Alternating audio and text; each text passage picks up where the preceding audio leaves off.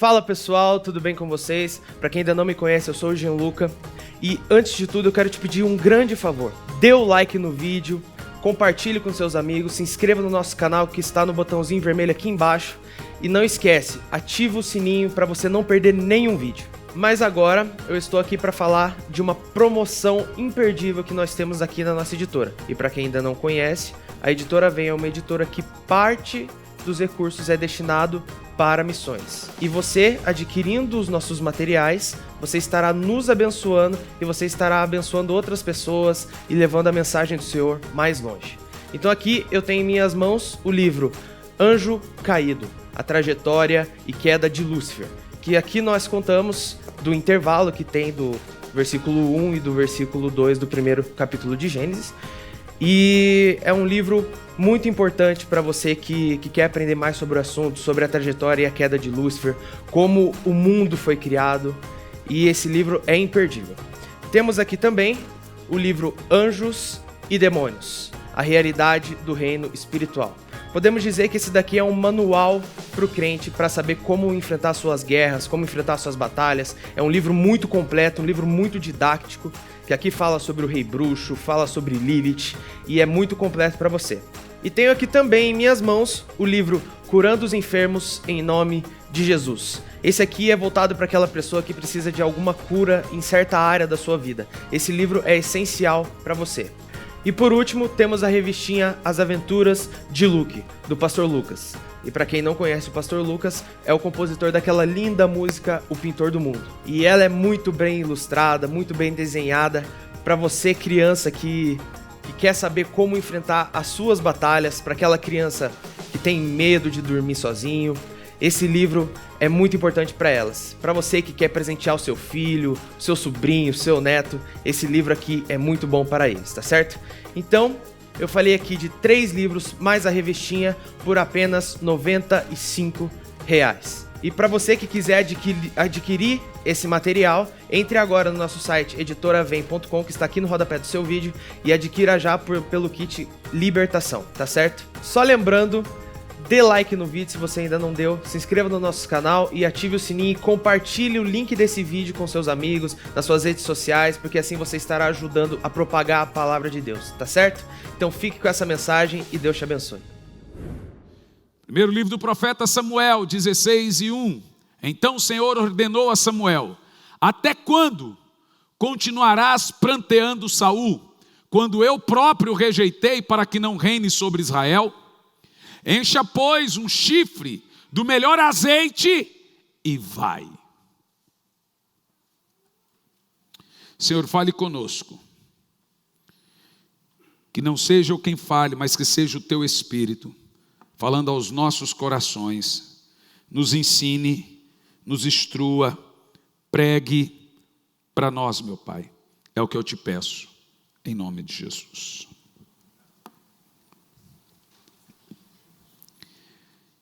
Nós, pastores, pregadores do Evangelho, líderes, irmãos e crentes, estamos sendo massacrados pelo que eu chamo aqui de profissionalização do ministério e da pregação. A mentalidade de profissional não é a mentalidade do profeta, do arauto e do pregoeiro de Deus. Não é a mentalidade do escravo de Cristo. Profissionalismo não tem nada a ver com a essência e o cerne do ministério cristão. Não estou pregando em ser um empresário, não estou pregando em aferir sobre a minha empresa ou aquilo que eu faço na minha empresa, estou falando sobre o ofício da cruz, a ordem dos pregadores. Quanto mais profissionais desejamos ser, mais morte espiritual deixaremos ao nosso redor. Me responda algumas questões importantes para você entender o que é ministério. Coisas importantíssimas. Qual é a versão profissional, meu querido pastor Emerson, do tornar-se como criança? Como se torna como criança de forma coach? Profissionalmente. Em Mateus 18:3. A Bíblia diz que devemos ser compassivos e quebrantados. Não existe compassividade profissional. Efésios 4, versículo 32. Então escute o que eu vou lhe dizer. Tudo no reino de Deus é espiritual. E quando nós anunciamos uma escola como essa, tem a ver com o seu ministério, vocação. Não estou falando de excelência, não estou falando aqui de aperfeiçoarmos, de administrarmos o corpo. Eu não disse a você que eu não sei quantas igrejas nós temos, eu preciso melhorar isso. Não é disso que eu estou falando. Eu estou falando da profissionalização do ofício da cruz. Preste atenção no que eu vou te dizer. Não existem anseios profissionais em Deus. Eu vou dizer de novo. Não existem anseios profissionais em Deus. Vamos ler Salmo 42, versículo 1. E você vai entender o ponto que eu vou abordar aqui. E é de uma emergência tão grande, porque há um massacre na igreja do Senhor Jesus hoje. Ao regente do coro, um poema dos filhos de Corá. Como a corça suspira pelas correntes das águas, assim por ti a minha alma anseia. Viu só? Não há como ansiar por Deus de forma profissional. É uma intensidade da alma, é uma intensidade do nosso ser. Não é uma intensidade da nossa técnica, não é uma intensidade do nosso jeito técnico de ser. É a alma que anseia pelo Senhor. Por isso eu afirmo que o nosso único anseio no ministério é ansiar por Deus, em oração e palavra. O maior anseio é ansiar pelo Senhor. Nossa atividade, veja para mim Tiago 4:9, nossa atividade é chorar por nossos pecados e pelo pecado do povo. Olha esse texto, entristecei-vos, arrependei e chorai, abandonai o riso fácil e pranteai, trocai a euforia por pesar. Mas a igreja moderna trocou o arrependimento por piada, trocou o arrependimento por euforia. E a Bíblia manda trocar a euforia por tristeza.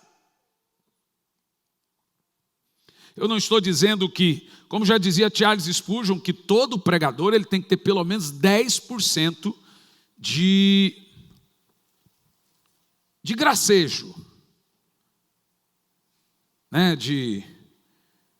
Fugiu a palavra agora, a mente está cansada. Quando você tem um pouco de carisma, minha esposa usa bem essa palavra, de carisma. O que passou disso, ou o que passar disso é palhaçada. As pessoas estão indo para o inferno e a gente está mandando elas irem rindo. Hoje se faz stand-up comedy até com oração em línguas. Tudo virou piada, tudo virou comédia. E as pessoas estão indo rindo para o inferno. Nossa atividade é chorar por nossos pecados e o pecado do povo. Me responda algumas questões. Existe choro profissional? Existe. O único choro profissional que você vai achar é o choro dos hipócritas. É o termo da definição da palavra artista. Artista significa hipócrita. Eles choram profissionalmente. Mas existe ou tem como chorarmos profissionalmente sem sermos hipócritas? Nossa atividade, irmãos, é prosseguir para o alvo, para ganhar a santidade de Cristo e o prêmio da soberana vocação de Deus. Filipenses 3, versículo 14. Nosso chamado é para esmurrar o corpo e reduzir a escravidão para não sermos desqualificados. 1 Coríntios 9, versículo 27. A Bíblia nos ordena a negar a nós mesmos, tomar a cruz ensanguentada todos os dias. Lucas 9 e 23, me responda, qual é o lado profissional de carregar a cruz? Como toma a sua cruz? Como morre o ego profissionalmente? Como arrepende-se ou arrependam-se profissionalmente? Nós estamos sendo massacrados a nos trancarmos em quartinhos e fazermos cursos especializados para melhorarmos nossas técnicas de persuasão ao povo, PNL, programação neurolinguística. Melhorar a nossa maneira de abordar, psicologia, psicoterapia. Melhorar nossa maneira de pregar. Mas melhorar sem Deus, melhorar com técnicas, sem o poder do Espírito Santo. Eu estava pregando na Inglaterra, estava eu e minha esposa na Inglaterra, minha esposa e eu, a ordem certa, né? E terminou o culto, uma psicoterapeuta muito famosa lá, brasileira, veio falar comigo. Pastor, o senhor não pensou em fazer PNL? Eu falei, por quê? O que é PNL? É programação neurolinguística. Funciona mais ou menos assim, você controla as massas, você manipula as pessoas por linguística. São palavras-chave, afirmações, que você vai mentalmente dominando as pessoas. Eu falei, não, nunca pensei não. Pastor, vem do Brasil toda semana aí 10, 15 pastores com equipes para treinar comigo durante a semana. Programação neurolinguística, o meio de manipular as massas, como fazer as pessoas a fazerem o que você quer. Eu falei, minha irmã, minha PNL é o Espírito Santo, é Ele que convence o homem. Não, pastor, mas o senhor não pode levar as coisas assim a ferro e fogo. Eu falei, eu posso levar a fogo e ferro, não a ferro e fogo. Se o Espírito Santo não convencer, não serei eu.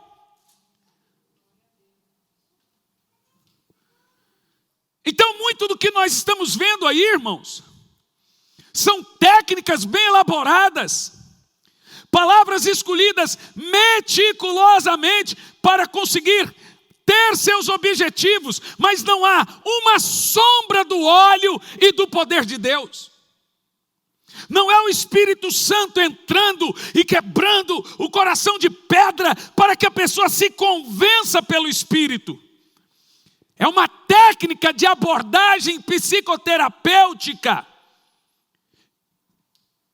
que é muito ensinado nos dias de treinamento dos coaches. E agora um outro demônio que apareceu aí que eu vou falar daqui um pouco. Numa pesquisa feita no Brasil,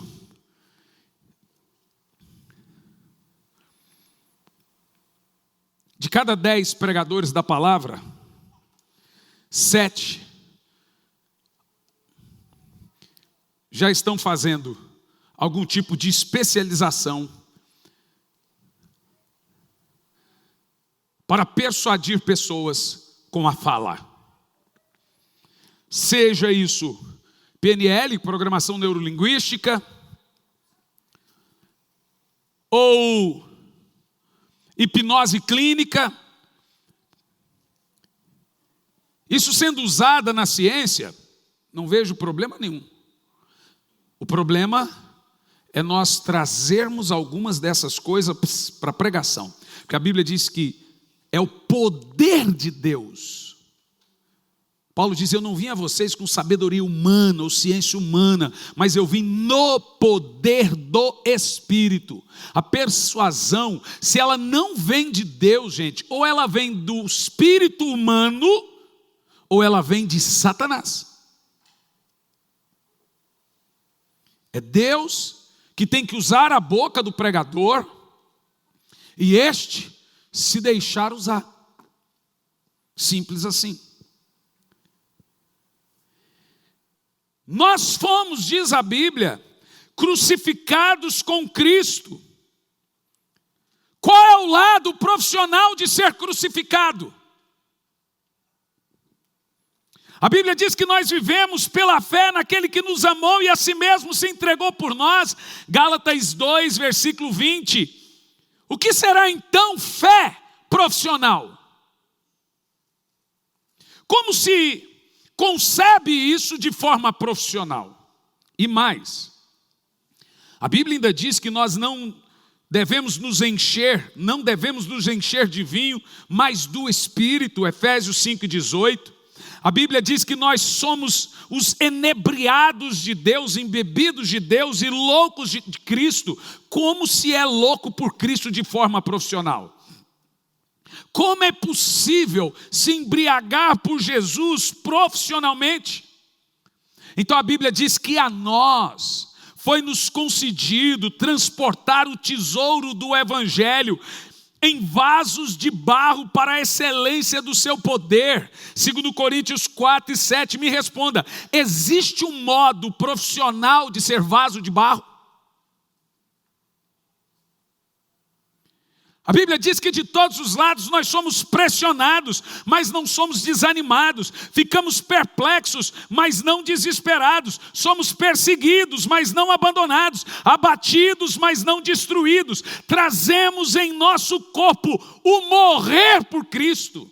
2 Coríntios 4, do 8 ao 11. Me diga, como se morre por Jesus profissionalmente?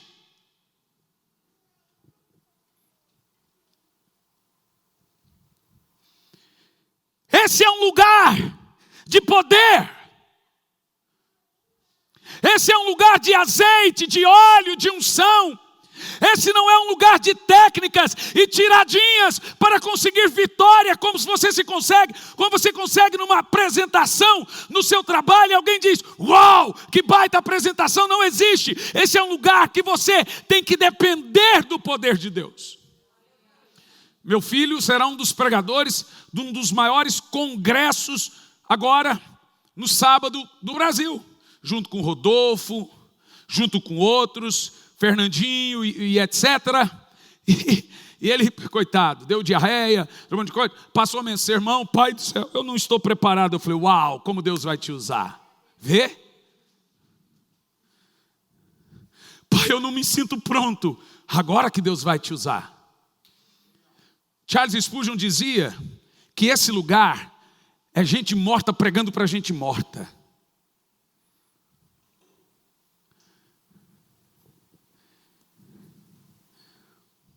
É óbvio que com o passar do tempo, com o passar dos anos, você vai falando mais fácil, as pessoas vão te entendendo, vão dizendo que você ensina bem, e aparenta uma técnica, mas não é experiência mesmo, é inevitável.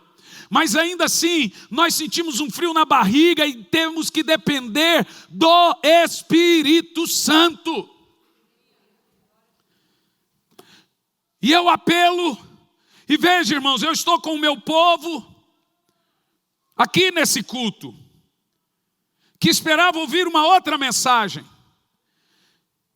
Mas nós temos mais de milhões de pessoas nos assistindo, que acompanham-nos pela internet.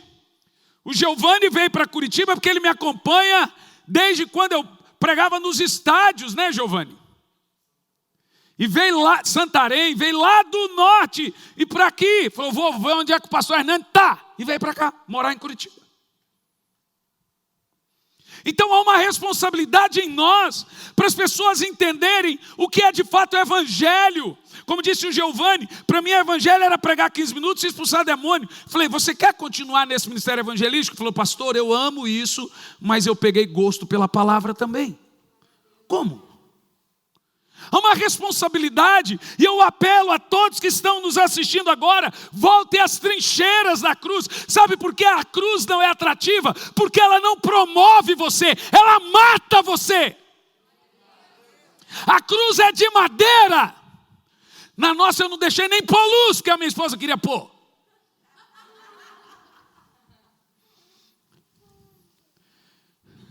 A cruz, ela mata seu ego. Ela não te promove, ela acaba com você, ela faz você ver a sua miserabilidade, ela faz você ver seu pecado. Sabe quando você ficar continuamente vendo o seu tipo de pessoa que você é seu pecado, você está no lugar certo, porque a cruz está diante de você mostrando que você é depravado, mau e que não há bondade em você, mas a graça te sustenta ao pé dessa cruz. Isso se chama evangelho, irmão. Ninguém pode se sentir confortável diante da cruz, ninguém. Então escute, eu não tirei esse culto aqui hoje para ensinar, para ser apenas o pastor da Graça Church. Hoje eu quero pregar e estou pregando para você como eu prego nesses congressos. Então veja, preste muita atenção nisso. Ninguém se sentirá confortável ao pé da cruz. Na cruz ensanguentada de Jesus, você é um miserável. E existe um antagonismo nessa cruz. Eu me sinto miserável, pecador, mas ao mesmo tempo amado, porque o sangue cai sobre a minha cabeça. Oh, aleluia! Não há anseios profissionais nesse sangue que é derramado dos pés da cruz à nossa cabeça. O Senhor nos chama.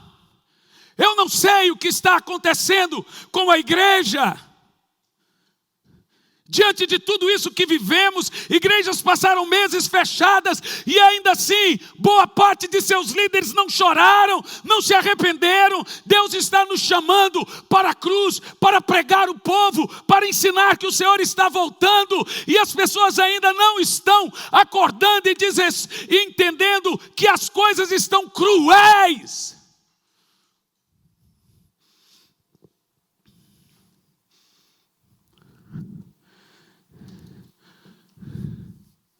Eu oro para que você vá ao seu próprio funeral hoje, mas não é do seu corpo, é do seu ego. O problema hoje em dia é que nós estamos vivos demais, então nós não aceitamos muita coisa. O nosso ego, ele grita, nos sentimos ofendidos e feridos, porque o Adão ainda está para fora. Nós ainda não fomos crucificados de verdade nessa cruz. Então nós temos tendências mundanas e carnais, porque nós temos uma experiência religiosa e não uma experiência com Deus.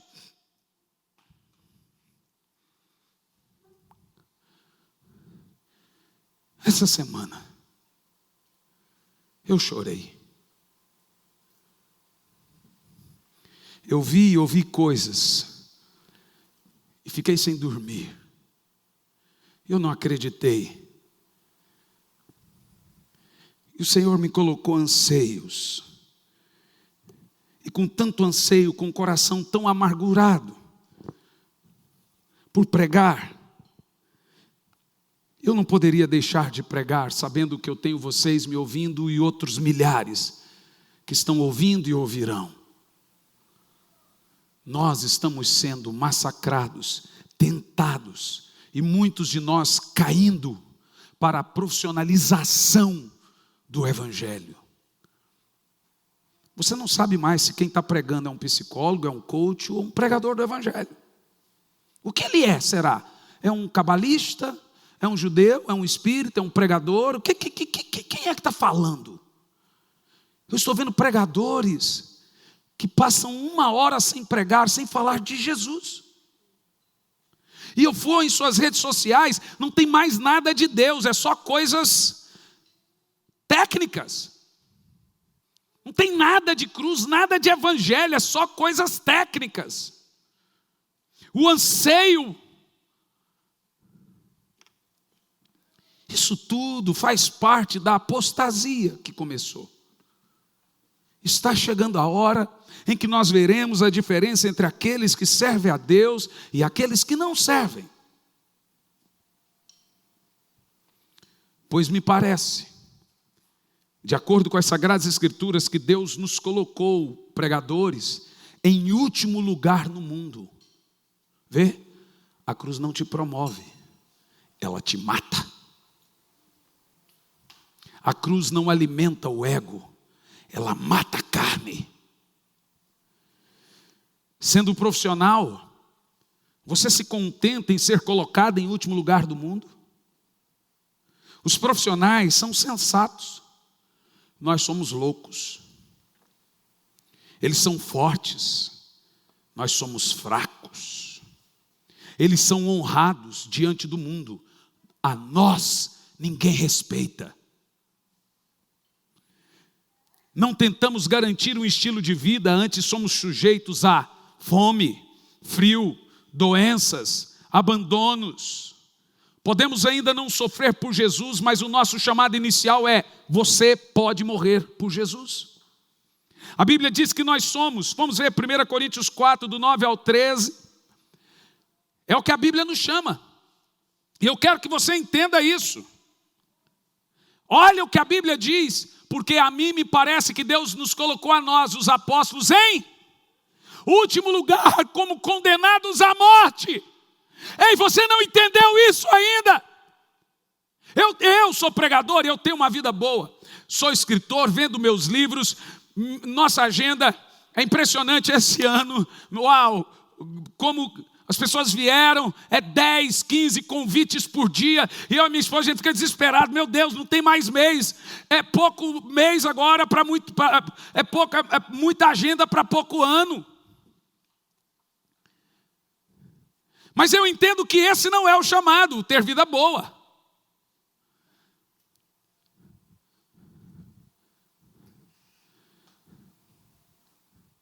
Se acontecer de perdermos tudo, o Senhor não mentiu para nós que seria diferente.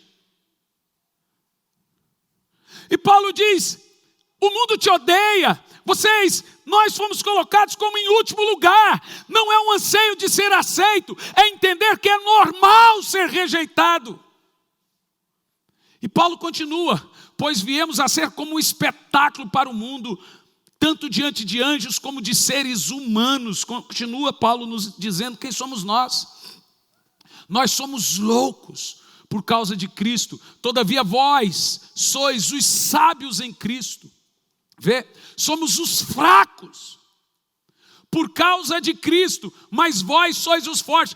Vós sois respeitados com tudo, nós somos desprezados. Ele está fazendo um comparativo entre os sábios, os epicureus e nós, os do Evangelho. Esse Evangelho não é Evangelho.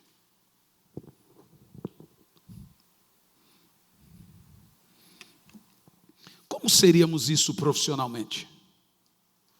Pastor, o senhor está dizendo que o pregador, então, ele não pode fazer teologia? Não, não é nada disso.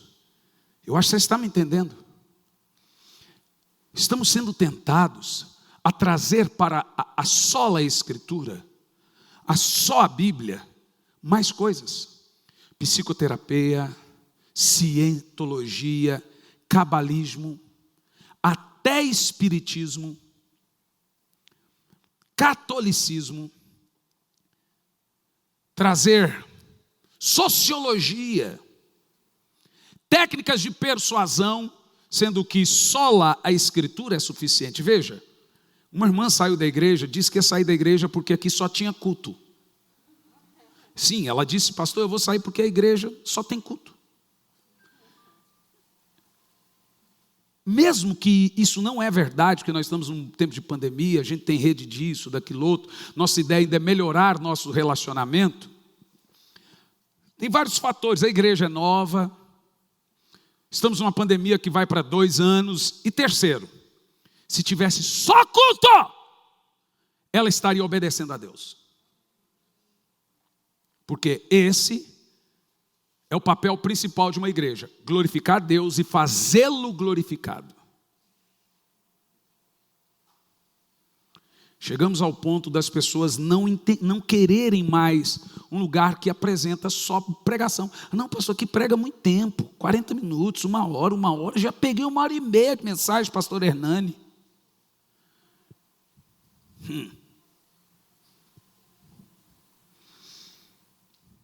Irmãos, não somos profissionais. Não somos profissionais. Antes somos estrangeiros, peregrinos no mundo. A nossa cidadania está nos céus. Antes, ministério é sinônimo de morte na terra e vida eterna no céu. Então, a profissionalização do ministério é uma constante ameaça e ofende o Evangelho e o Deus do Evangelho. É uma ameaça à natureza espiritual de nosso trabalho. Entenda, o mundo estabelece a agenda do profissional, Deus estabelece a agenda do homem espiritual. Eu não ando por agenda, eu ando por propósitos. O homem espiritual atende a um chamado. O homem espiritual, em grande parte, não é convidado, é enviado. Ontem um irmão pastor me ligou, o pastor Hernani, e eu liguei para ele primeiro. Meu amigo, quando a agenda começa a hiperlotar no ano, ligo primeiro para os amigos. Falei, cara, minha agenda está cheia, todo ano eu vou com você aí, eu quero saber se você vai, porque senão depois você me procura, não vai ter. Pastor Hernani, obrigado. Eu liguei para um deles, ele disse assim, pastor, eu sonhei com você, e Deus falou que era para eu te trazer. Sonhei essa noite, vê? Então, eu não estava indo por uma agenda, eu estou sendo enviado. Então o profissional ganha o preço, o homem de Deus deve pagá-lo. O profissional levanta o ego, o homem de Deus deve matá-lo. O profissional diz que você tem que ganhar a vida você tem que ganhar a vida. O homem de Deus diz que você tem que perdê-la para depois ganhá-la. Que Deus nos dê lágrimas pelos perdidos em vez de risos. Arrependimento em vez de entretenimento, visão em vez de automotivação, irmãos em vez de network. Network você tem no seu trabalho, aqui nós temos irmãos.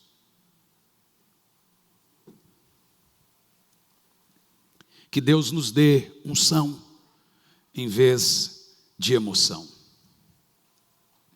Existem ondas pintando na igreja. E eu fui ver, elas não pintaram, elas estão aí. Essa semana, eu vi pregadores, crentes, se enveredando por lados de mapeamento astral, cabalista e física quântica mística. E eu comecei a vasculhar na internet e vi os pregadores pregando cabala e o povo pensando que vem de Deus, levando satanismo para o púlpito. Homens conhecidos, famosos, mulheres conhecidas, famosas, usando técnicas espíritas em cima do púlpito. Uma delas, que é uma moda da vez, duas eu vou falar, é a tal da constelação sistêmica e familiar. Eu preciso falar isso, porque eu fiquei assustado com isso.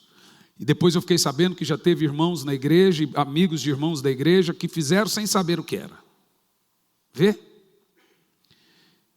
É conhecido como constelação sistêmica e constelação familiar sistêmica. É um método pseudoterapêutico. Vê? Pseudoterapêutico.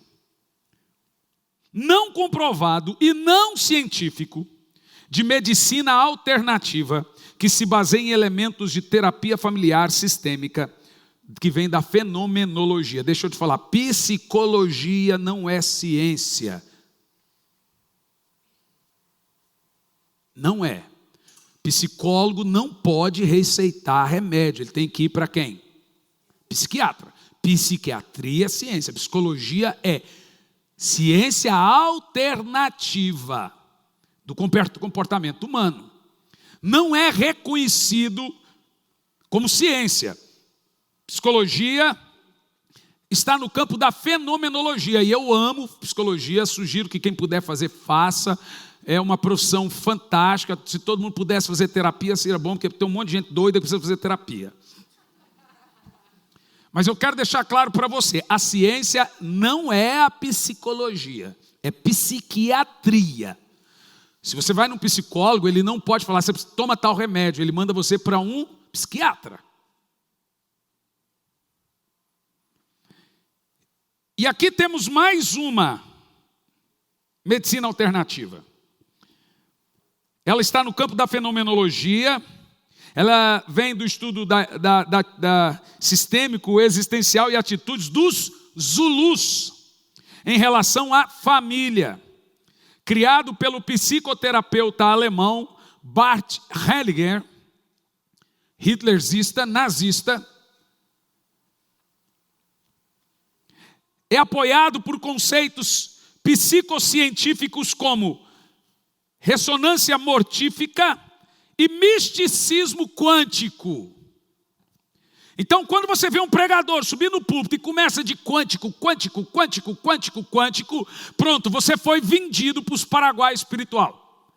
Veja, você não está mais na mão de um homem espiritual pregando para a sua alma. Você está diante de um homem profissional que está usando meios escusos, alheios à palavra de Deus, para convencer você a fazer aquilo que ele acha que você tem que fazer.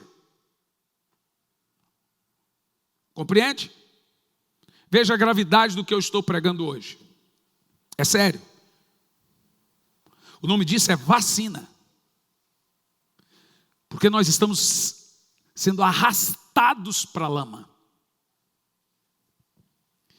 Misticismo quântico. Você sabe o que é física quântica? A física de Einstein estuda as grandes massas. A teoria, a relatividade, estuda as grandes massas. Os planetas, estuda as estrelas, as nebulosas. Eu amo, sou apaixonado em física da relatividade. A quântica estuda as pequenas massas, átomos, teoria de cordas, dimensões, etc. Então, tiraram da física o termo quântico para ingressar naquilo que está escondido dentro de você. A constelação, ela ensina que eles vão acessar coisas na sua mente que nem você sabia. Então eu vi algumas sessões de constelações. Então põe uma pessoa ali, o chamam de constelador, e agora eles fazem você acessar o seu passado. Mapeamento astral. É igual cabala. E você vê ele ali como se fosse seu avô, você conversa com ele como se ele fosse seu avô, e você chora, sente aquele trauma, e eles dizem que estão curando o seu passado. A pessoa, tem gente que volta para o ventre, tem gente que faz cocô na calça, nessas sessões. Psicodramas, jogam as pessoas em cima do lugar e fazem elas chorar, rever, reviver, regredir aquelas situações emocionais. Meu Deus, deixe-me te dizer uma coisa, eu quero a cruz. Eu quero morrer na cruz, eu quero me arrepender de meus pecados, eu quero chegar, sabe qual é o problema? Ninguém quer chegar diante da cruz mais, então elas preferem entender que o seu problema é emocional do que pecado.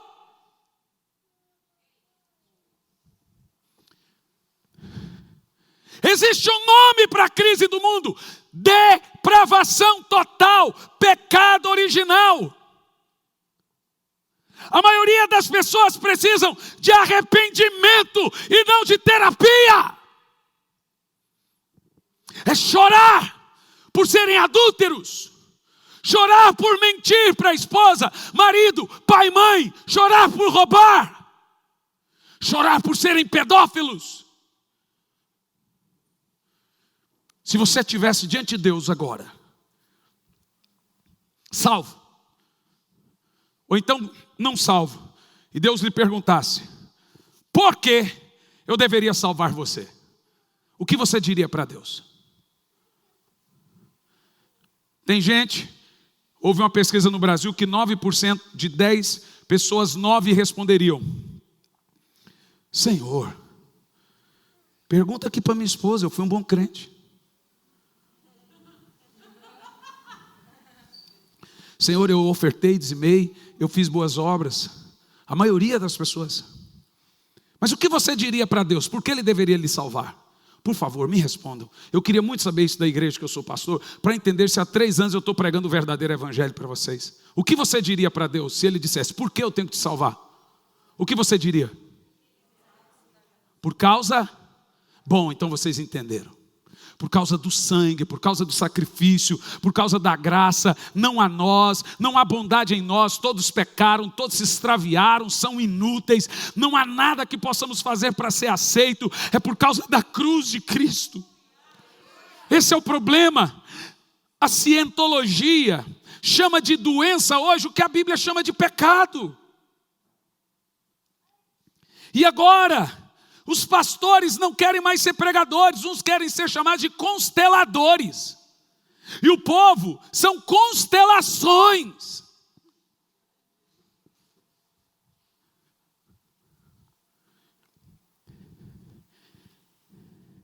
Não é mais cruz que pregamos, é quântica.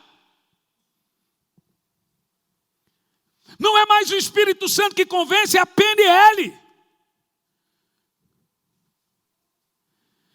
E se você não tem uma vacina e um certo nível de conhecimento, você vai. Ora, ou estou errado? É ou não é, gente? E aí, multidões no caminho do inferno. Constelações familiares divergem significativamente das formas convencionais de psicoterapias cognitivas, comportamentais e psicodinâmicas. O método foi descrito por físicos como misticismo quântico, e os físicos chamaram de charlatanismo. Os cientistas nem querem ser confundidos com essa droga aqui. Então eles chamam, uma ciência mística, misticismo quântico, ou seja, foi uma forma de pegar a ciência e religiosizar ela. Entenderam o que eu falei? Fazer um mapeamento astral, isso com você, porque talvez a sua estrela, o seu dia, você quer. Daqui um pouco vão estar crendo em signos também. E quando eu fui, eu passei a ver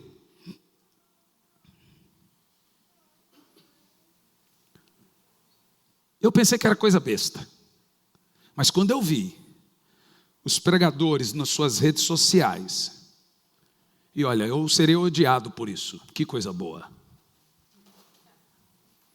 tirando tudo que tem a ver com o evangelho e sendo chamados de consteladores, constelações, vamos constelar. Aquela coisa bem zen, sabe como é que é? Bem zuluzista, bem dianista, bem Bob Marley, bem maconhado, sabe? E eu fiquei, a minha esposa e eu ficamos tão chocados, poxa, essa mulher de Deus fazendo isso. Esse homem de Deus fazendo isso, cansou. O evangelho deixou de dar dinheiro para os outros. O povo acordou, então agora precisa fazer outras coisas. Então vamos constelar. Um final de semana, 12 vezes de R$90. Venha fazer uma constelação comigo. Toda quarta-feira eu chego antes, estou sentado ali, você venha fazer uma constelação comigo. Hoje nós constelamos, né, Giovanni? Eu fui constelador, você é constelação, fiz uma constelação do seu ministério. Me economiza, vai caçar o que fazer, vai orar, entra no quarto, vai orar, fala assim, eu estou sem alguma coisa para pregar. O tempo que você gastou lendo um negócio desse, você podia ter lido a Bíblia, livros inspirados, livros de homens de Deus, livros didáticos, e viria sermão, pregar sermões expositivos, pega o versículo 1 até o versículo 20 e destrincha versículo por versículo para o povo entender, prega a Bíblia, prega sermão expositivo. Eu vou pregar esse mês o livro de Colossenses, Colossenses capítulo 1, Colossenses capítulo 2, Colossenses não sei o que, agora nós vamos pregar a carta de Romanos, não sei o que, eu tenho uma vontade de fazer isso aqui, mas tem gente que se eu fizer sair da igreja porque fica chato. Passar um ano pregando a Bíblia toda. Capítulo 1 num dia, capítulo 2 no outro culto, capítulo 3 no outro culto. Porque é muito simples, é chato. O evangelho hoje é chato, é simples. Então não traz glória para o homem. Eu quero uma igreja voltada para Cristo. Que se um dia você sair daqui, você não se desvia, você vai para outra igreja.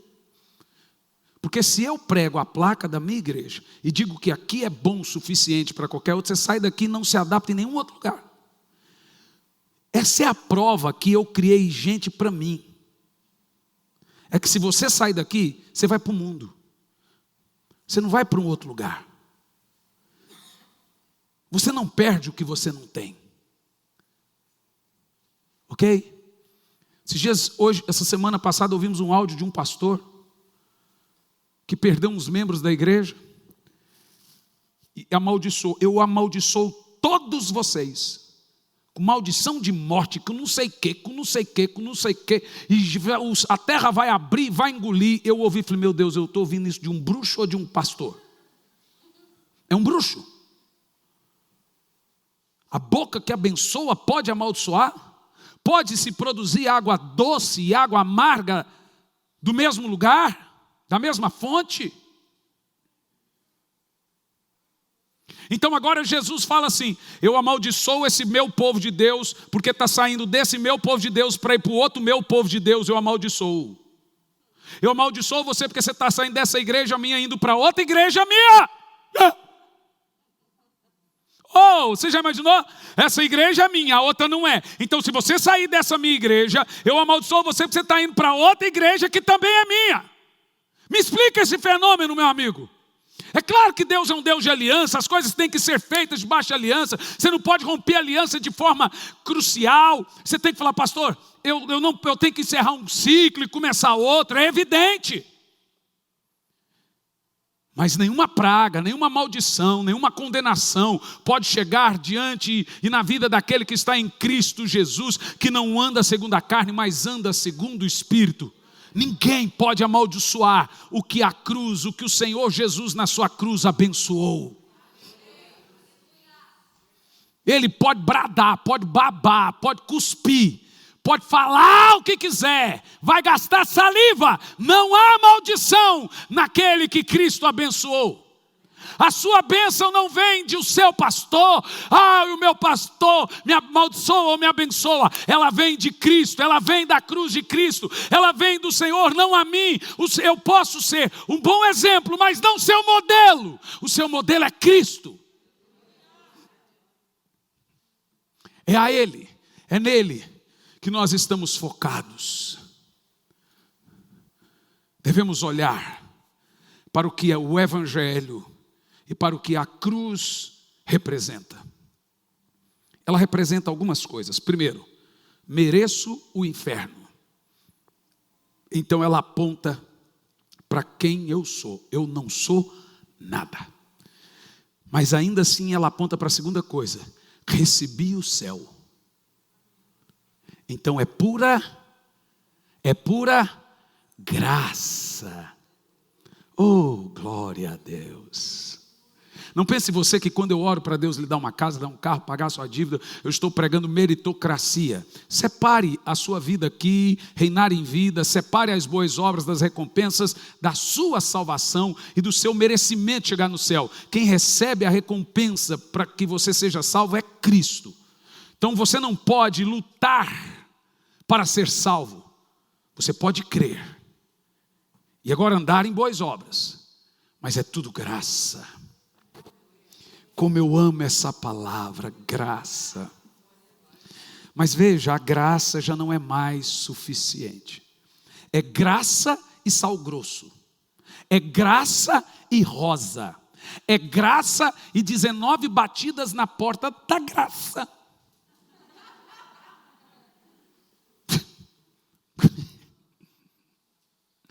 É graça e palito ungido. É graça e marreta ungida. É bom a graça, mas tem que ser graça e alguma coisa. Não. A tua graça nos basta. Estamos satisfeitos com a graça. Estamos satisfeitos com o Evangelho, estamos satisfeitos em receber os dons do Espírito, as riquezas celestiais, e ainda assim o Senhor nos leva a orar, ministrar, as pessoas têm suas dívidas canceladas, recebem bênçãos terrenas, mas quando se trata de coisas espirituais, não precisamos constelar, não precisamos de consteladores, precisamos de pregadores para pecadores e profetas para pregadores.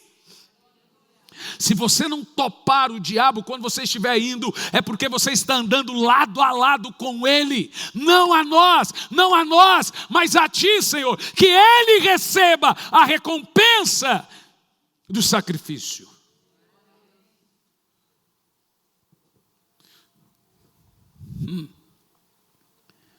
Somos Graça Church.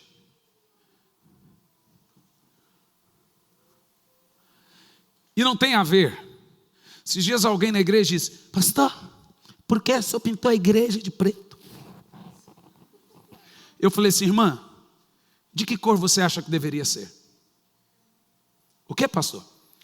Me diga, qual cor é mais espiritual que eu pinto? Ai, pastor, não sei. Bom, se você não sabe a resposta, não faça a pergunta, irmã. Existe uma cor espiritual? Isso aqui não tem a ver com espiritualidade, isso aqui tem a ver com estética. Se a parede é branca, você filma, quem está aqui some.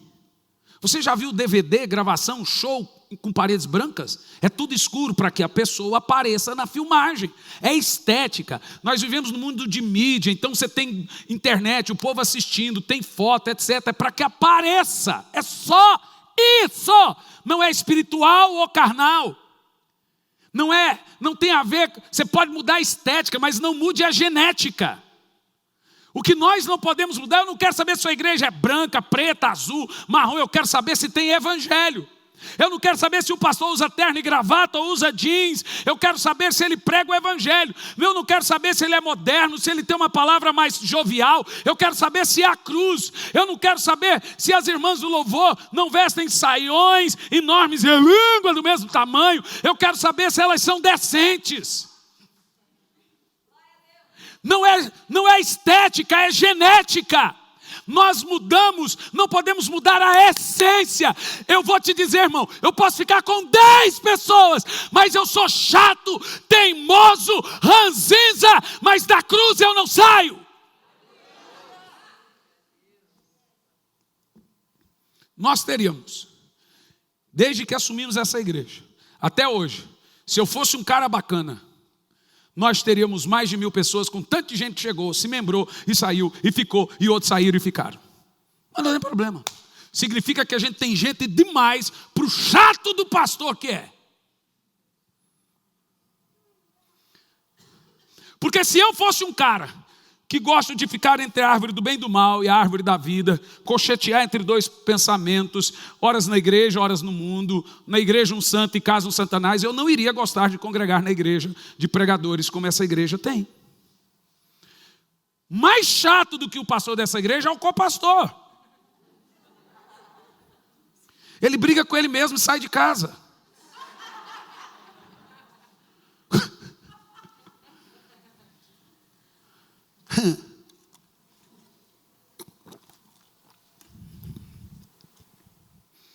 Se eu fosse um cara que entendesse uma hipergraça, que a única doutrina existente do evangelho fosse o amor, eu não conseguiria ficar 10 minutos ouvindo um pastor Hernani pregar.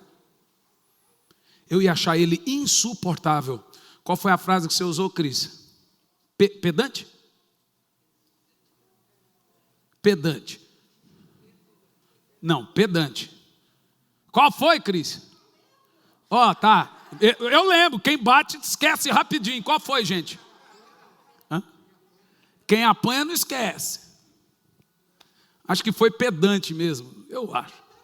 É por essa linha. Claro que não, eu te conquistei. Nossa, ai, que dá! Mas veja, eu sou o tipo, se eu chegar em casa, eu vou ficar pensando no que eu preguei. E se você me conhece, eu ouço o que eu prego. E eu fico vendo. Fale com os meninos, fala, cara, tira isso da mensagem. Isso não deveria ter sido dito. Eu fico me ouvindo e fico vendo até que ponto eu estou transmitindo uma palavra que vai levar alguém a glorificar a Deus, a cultuar a Deus, a entender a graça, a entender a cruz, a entender que o fato de você estar sempre diante, porque cristianismo é isso, não esfriar mediante os seus pecados e mediante a glória de Deus. Ai, meu Deus, eu estou sendo confrontado, é porque você está sempre diante do Evangelho. A vida de Jesus é uma afronta, uma confrontação constante a nós. Como que eu estou diante de Jesus e não consigo ser confrontado pela sua santidade? Tem algo de errado. Quando eu sou depravado, cheio de pecados e defeitos, e não tem confrontação, eu me sinto confortável, então tem algo de errado. Se eu sou pecador e não há bondade em mim, apesar de pela graça eu ir para o céu, e eu não me sinto assim pecador, tem alguma coisa de errado no que eu ouço. Mas, olha o paradoxo que é o Evangelho. Eu me sinto caído, depravado, pecador. Por mais bom que eu sou, todos os nossos atos de justiça diante de Deus são trapos de imundície. Ainda assim, eu entendo, eu sou salvo. Isso traz mais glória para Deus.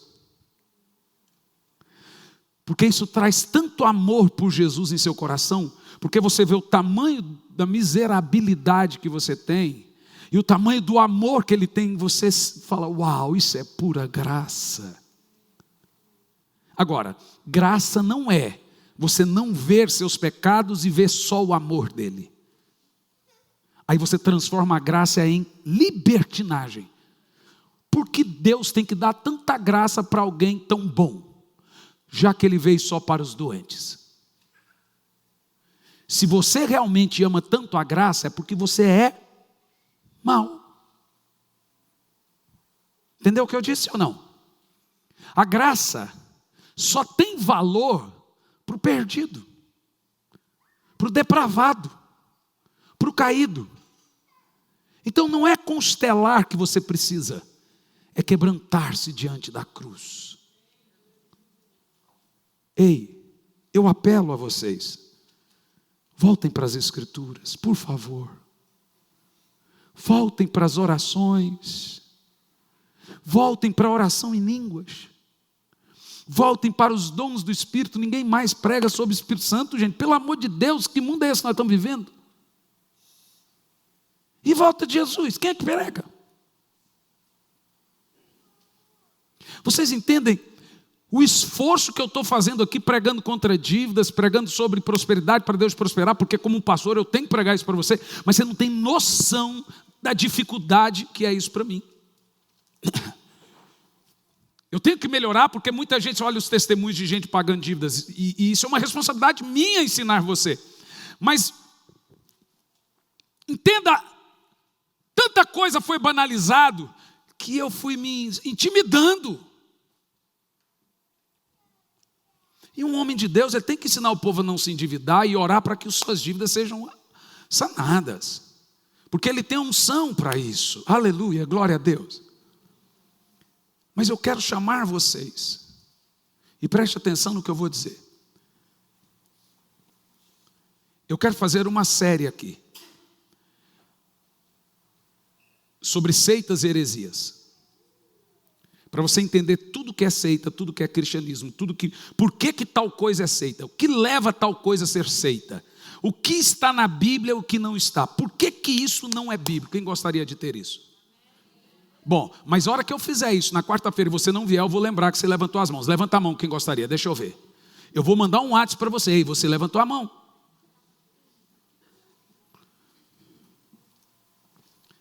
Porque eu quero fazer isso, e eu vou me destrinchar, eu vou estudar para isso. Eu faço pensando em vocês. Sabe por quê? Porque está chegando o dia que eu vou ter que apresentar vocês diante de Deus. E o Senhor vai dizer: Hernani, cadê o povo que eu pus na sua mão? Traz aqui. Irmão, é um peso muito grande sobre nós. Paulo, Lorival, Emerson, pastor Elisandra, pastora de Lourdes, os demais pastores, pastor Tiago. Meu Deus, agora tem 92 pastores na igreja. Esqueci, pastor maestro, pastor maestro, pastora Bel, pastora maestra. Então, veja, é uma responsabilidade gigantesca. Muitas vezes eu sinto-me cansado. Não é por causa dos problemas de vocês, é o peso da responsabilidade. Eu lembro que eu estava vindo da França, e é estranho, e o piloto falou: pessoal, a hora que o avião subiu, ele falou: gente, depois de 42 anos de aviação, esse é o meu último voo. Gente, já me gelou. Eu falei: essas coisas costumam dar errado, isso vira filme. O último voo, o cara falando, eu falei: Ave Maria cheia de graça. O cara falando: pessoal, hoje é o meu último voo. E a família toda do cara dentro do avião para se despedir do voo, para fazer parte do último voo, os filhos, a esposa. Aí a hora que o avião terminou de decolar, que estava entrando em cruzeiro, ele foi pegando um por um, 480 passageiros. Eu olhei para ele: o senhor não poderia falar isso no pouso? Por que o senhor falou na decolagem? Aí ele começou a rir. Eu falei: eu sei o que você ia dizer. Um senhor, 40 e poucos anos de aviação, num Boeing da Air France. E o cara falando: é o meu último voo. E a família junto. Eu falei: meu Deus do céu, isso aí vira filme. Eu já vi tantos filmes assim: é o último voo do piloto. Então a history contando o desaparecimento do voo da Air France. No último voo do piloto, apareceu lá no não sei o quê. Irmão, eu sou dramático, eu morro de medo de voar. Por que você acha que eu corto o Brasil de carro? Responde ou não? Eu me impelo de medo de voar. E olha o tanto que eu vou. Pergunta o Jean, minha esposa, dá uma balançadinha, eu já seguro assim. Gente, você não tem noção. Eu não nasci para voar. É uma coisa que eu tenho comigo. Então, aonde eu puder dirigir, eu dirijo. Tento evitar ao máximo. Se não der, sexta-feira vamos ter que pegar aí um voozinho aí. Ui, Jesus amado. Mas, eu falei para o piloto: por que o senhor não falou isso quando estava pousando? Ele falou: não dá. A partir do momento que o avião decola, o peso da responsabilidade é muito grande nas minhas costas, meu filho. São 400 vidas aqui. Eu não, nem da cabine eu saio. Eu fico tenso a viagem toda. É assim que um pastor se sente. E deveria se sentir diante do povo. Não é o problema das pessoas que endoece pastor. É ele não administrar o peso da sua responsabilidade.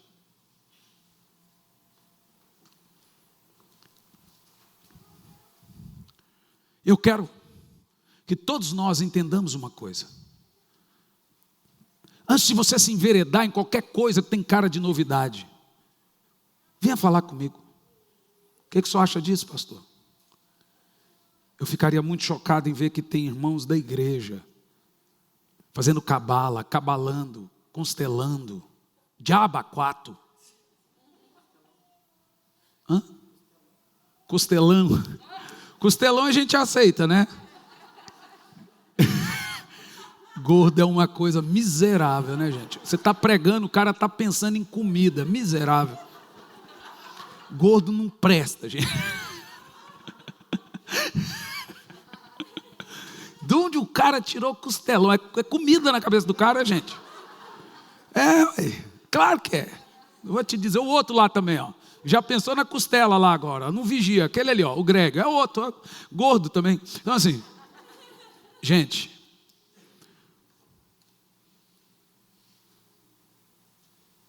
vamos ter o que o Senhor falou aqui hoje, como uma vacina de um vírus mortal que assolou. Mas você está vacinado.